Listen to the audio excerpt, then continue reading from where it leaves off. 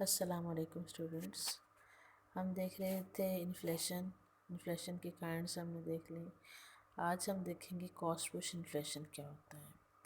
تو cost push inflation new inflation theory بھی کہلاتی ہے. انفلیشن کی نیا اور جدید نظریہ اس کو کہا جاتا ہے، اور اردو میں ہم اس کو کہیں گے مصارف کے دباؤ کا فراتِ زر. پھر ہم اسے فشار لاگت کا فراتِ زر بھی کہتے ہیں، یعنی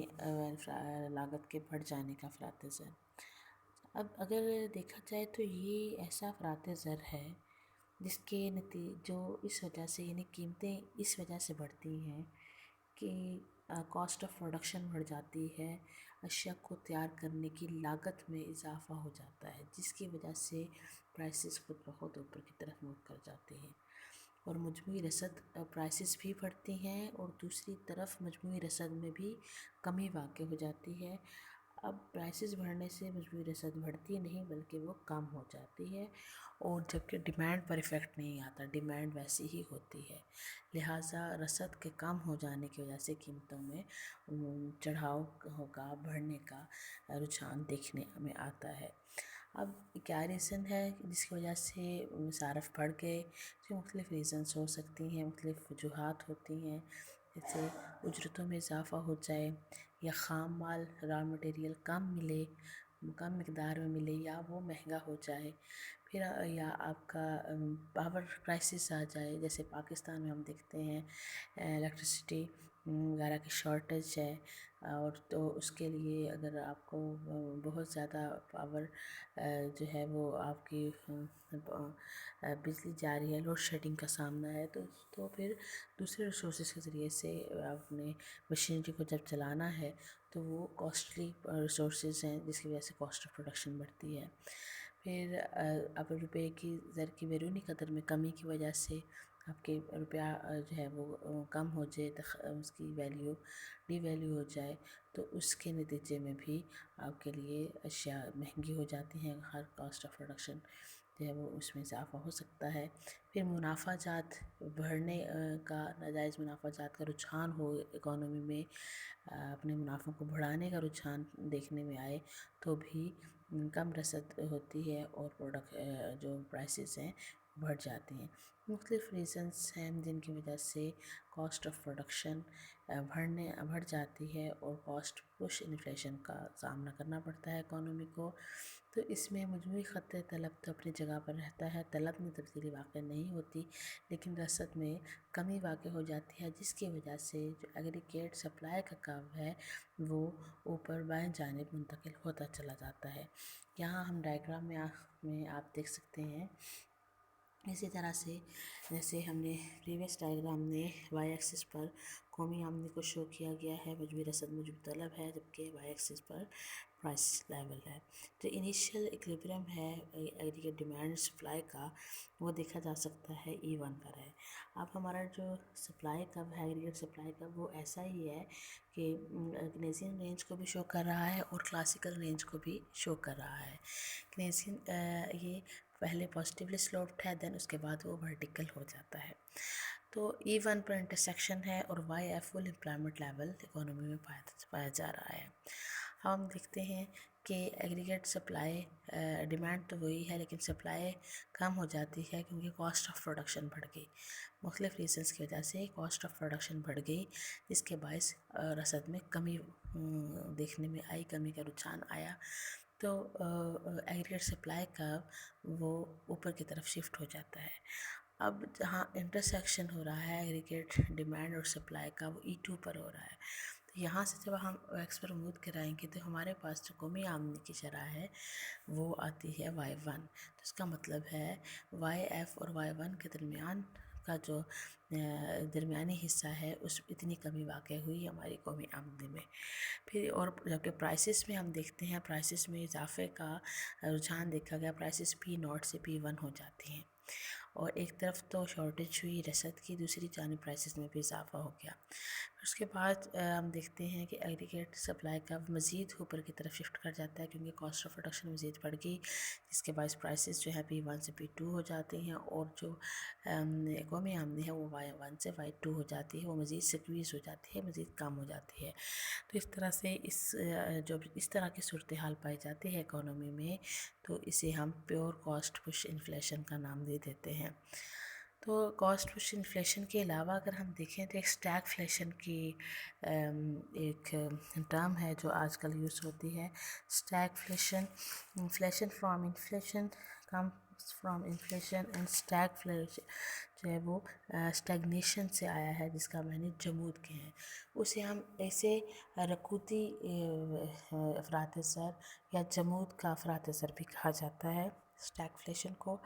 یہ اکثر کاسٹ پش انفلیشن کی وجہ سے ہی سامنے میں آتی ہے، کہ جب کاسٹ آف پروڈکشن بڑھ جاتی ہے تو رسد کم ہوتی ہے، تو کاسٹ آف پروڈکشن کے بڑھنے کے ساتھ جو ہے وہ روزگار میں بھی کمی واقع ہو جاتی ہے۔ تو اسٹیگ فلیشن اسی چیز کو شو کرتا ہے، ایک طرف پرائسز بڑھ رہی ہوتی ہیں، دوسری طرف روزگار جو ہے وہ کم ہو جاتا ہے، اور اکنامک جو ایکٹیویٹی ہے وہ جمود کا شکار ہونے لگتی ہے، یعنی اس میں کمی واقع ہوتی ہے سرمایہ کاری میں، جس کی وجہ سے ہائی انفلیشن اور ہائی ان امپلائمنٹ کا سامنا کرنا پڑتا ہے۔ ان امپلائمنٹ پلس انفلیشن جب دونوں صورتحال اکٹھی ایک ہی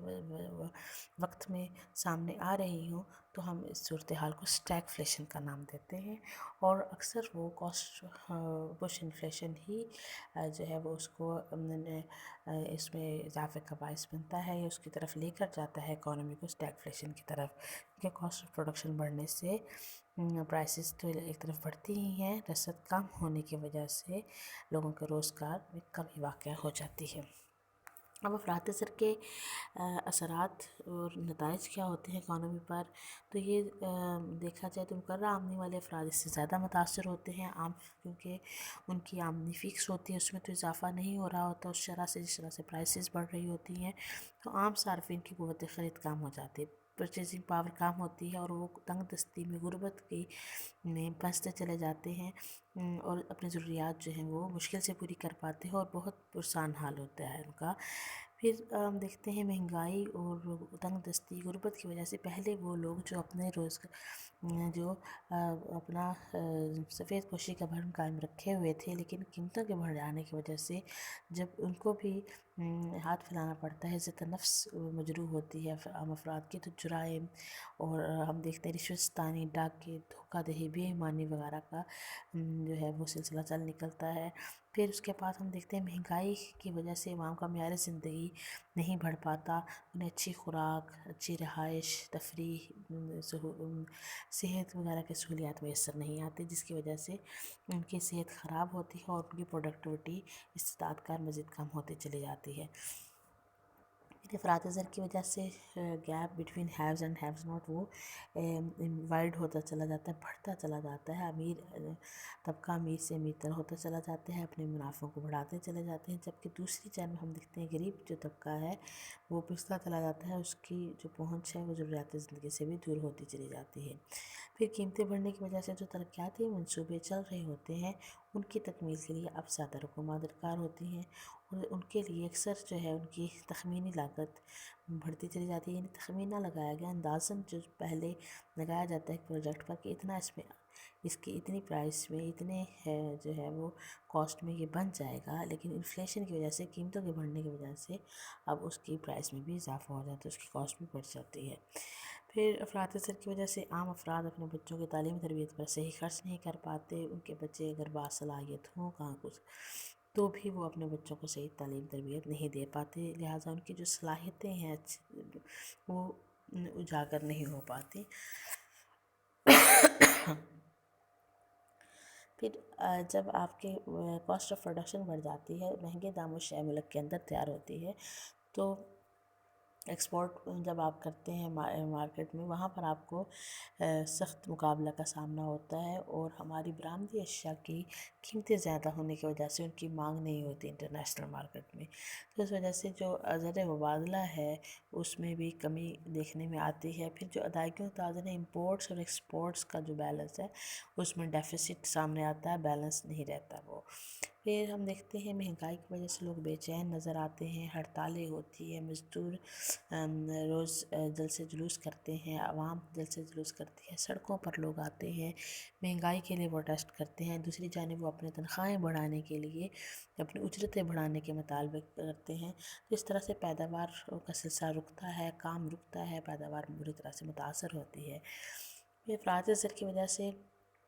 چونکہ اب لوگوں کو زیادہ ضروریات زندگی، کھانے پینے کی اشیاء پر جو زیادہ روپیہ خرچ کرنا پڑتا ہے، اور ان کی سیونگز کم ہونے لگتی ہیں، بلکہ ختم ہو جاتی ہیں سیونگز۔ جب سیونگز ختم ہوتی ہیں تو پھر سرمایہ کاری کے لیے رقومات جو ہے کم میسر آتی ہیں، اور اوورآل جو پروڈکشن لیول ہے یا جو انویسٹمنٹ ہے اس میں کمی واقع ہو جاتی ہے۔ تو یہ مختلف جو ہے وہ سائیڈ افیکٹس تھے جو اکانومی پر پڑتے ہیں افراط زر کی وجہ سے۔